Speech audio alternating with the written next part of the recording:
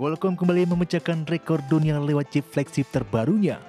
Chip ini mencapai skor Antutu lebih dari 4 juta, jauh melampaui rata-rata chip flagship saat ini yang hanya berada di angka 2,5 hingga 3 juta.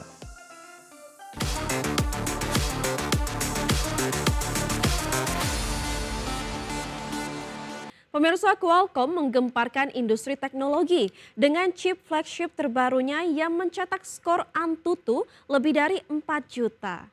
Meski namanya masih simpan misteri, chip super cepat ini siap diperkenalkan pada Snapdragon Summit pada 23 September mendatang. Qualcomm kembali memecahkan rekor dunia lewat chip flagship terbarunya. Chip ini mencapai skor Antutu lebih dari 4 juta, jauh melampaui rata-rata chip flagship saat ini yang hanya berada di angka 2,5 hingga 3 juta. Meski performa sudah diungkap, nama resmi dari chip ini masih membingungkan.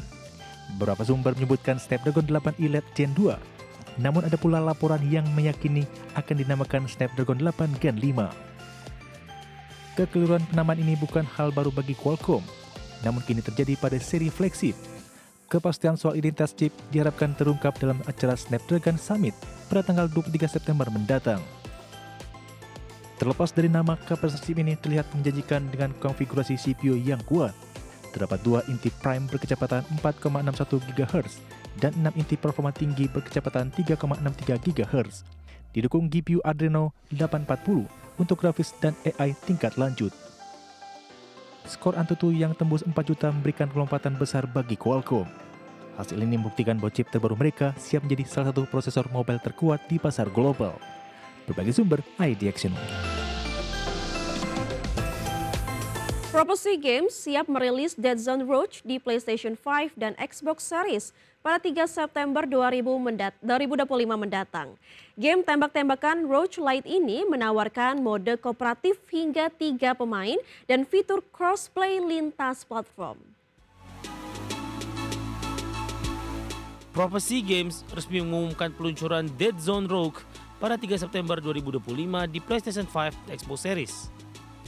Game ini akan hadir dengan berbagai edisi termasuk Operative Pack dan Deluxe Edition yang langsung tersedia saat perilisan. Sebelumnya Dead Zone Rogue sudah dirilis dalam akses awal untuk PC melalui Steam pada 29 April lalu. Peluncuran penuhnya juga telah terjadi pada 11 Agustus 2025 sebelum akhirnya melebar ke konsol generasi terbaru. Game ini mengisahkan pemain yang terbangun di kapal luar angkasa ISS-X tanpa ingatan. Untuk bertahan hidup, pemain harus melawan musuh, mengumpulkan perlengkapan langka, dan memperkuat diri dengan augment yang unik. Dead Zone Rogue bisa dimainkan secara solo maupun kooperatif hingga 3 orang. Strategi tim meliputi menandai musuh, menyingkronkan serangan hingga menyerbu dengan kekuatan penuh untuk melawan bos biomekanik dan berbagai musuh robotik. Tersedia lebih dari 30 senjata yang dapat dimodifikasi dengan elemen api, es listrik, hingga void. Versi konsol juga akan mendukung fitur crossplay di semua platform sejak hari peluncuran. Berbagai sumber ada di channel. Pemirsa, DJI resmi meluncurkan DJI Mic 3 sebagai generasi terbaru mikrofon nikrabel dengan desain ringkas dan fitur canggih. Produk ini hadir dengan beragam teknologi baru seperti jangkauan hingga 400 meter, fitur preset voice tone, dan baterai tahan lama hingga 28 jam. DJI resmi mengumumkan kehadiran DJI Mic 3, mikrofon nirkabel terbaru yang hadir dengan desain sangat ringkas dan fitur unggulan. 2 modul transmitter yang hanya berbobot 16 gram dilengkapi dengan sistem magnetik, memudahkan pengguna untuk memasangnya di berbagai media. Dalam kondisi ideal, DJI Mic 3 mampu terhubung hingga jarak 400 meter, lebih jauh dari generasi sebelumnya yang hanya 250 meter.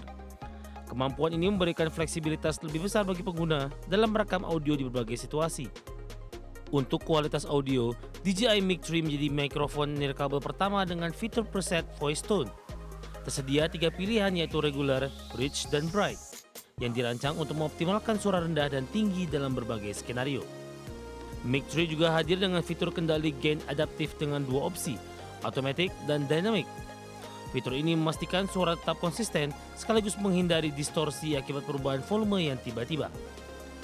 Untuk daya tahan, transmitter DJI Mic 3 mampu bertahan hingga 8 jam. Sementara receiver bisa hingga 10 jam dalam sekali pengisian. Dengan case pelindung, daya guna dapat ditingkatkan hingga 28 jam. Produk ini akan dijual perdana di Eropa dengan harga mulai €199 atau sekitar 3,8 juta rupiah. Berbagai sumber ada di channel. Pemirsa, kita beralih ke update penutupan IHSG sesi pertama hari ini, di mana IHSG pada sesi pertama hari ini ditutup melemah 0,76% ke level 7.770,98. Adapun IHSG tadi pagi dibuka di level 7.620 dan sempat menyentuh titik tertinggi di level 7.779. 158 saham mengalami kenaikan, 549 saham mengalami penurunan, dan 99 saham stagnan atau tidak berubah. Adapun top gainers atau saham-saham mengalami penguatan tertinggi antara lain ada Antam yang mengalami penguatan 6,91%, BRMS mengalami penguatan 4,68%, Humi mengalami penguatan 4,57% dan AADI mengalami penguatan 3,26%. Dari top losers pemirsa atau saham-saham mengalami penurunan terdalam ada BMRI yang mengalami penurunan 1,48%, BBRI mengalami penurunan 1,48%, WIFI mengalami penurunan 3,35% dan Telkom mengalami penurunan 1,6%.